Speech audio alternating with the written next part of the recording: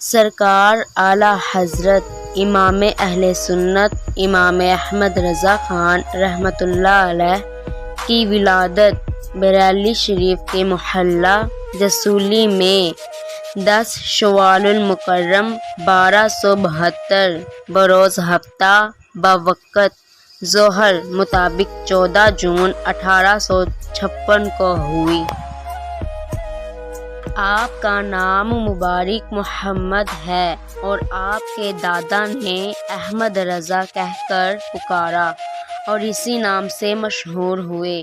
آپ رحمۃ اللہ علیہ نے کم و بیش 50 علوم میں قلم اٹھایا اور بڑی علمی آن شان کی کتابیں لکھی۔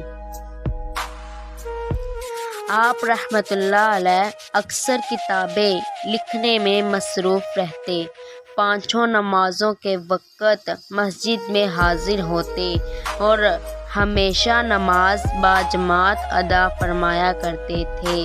آپ رحمۃ اللہ علیہ نے اپنے مختلف عنوانات پر کم و بیش 1000 کتابیں لکھی ہیں۔ امام اہل سنت اعلیٰ حضرت رحمۃ اللہ علیہ کے مختلف ارشادات مبارکہ پڑھیں اور علم دین کا خزانہ لوٹئے۔ یہ ارشادات امام احمد رضا سیدی اعلیٰ حضرت رحمۃ اللہ علیہ کی مختلف کتب سے لیے گئے ہیں۔ ولی کامل عاشقوں کے امام احمد رضا خان رحمۃ اللہ علیہ کے فرامین آپ کی زندگی کے مختلف شعبوں میں بڑے کام آنے والے رہنما اصول ثابت ہوئے۔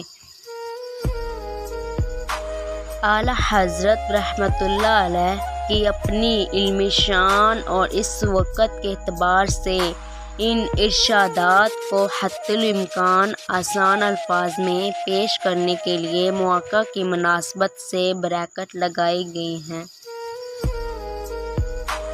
اللہ کریم ہمیں ارشادات امام احمد رضا خان رحمۃ اللہ علیہ پر عمل کرنے کی توفیق عطا فرمائے۔ آمین بجاہ النبی الامین صلی اللہ علیہ وآلہ وسلم۔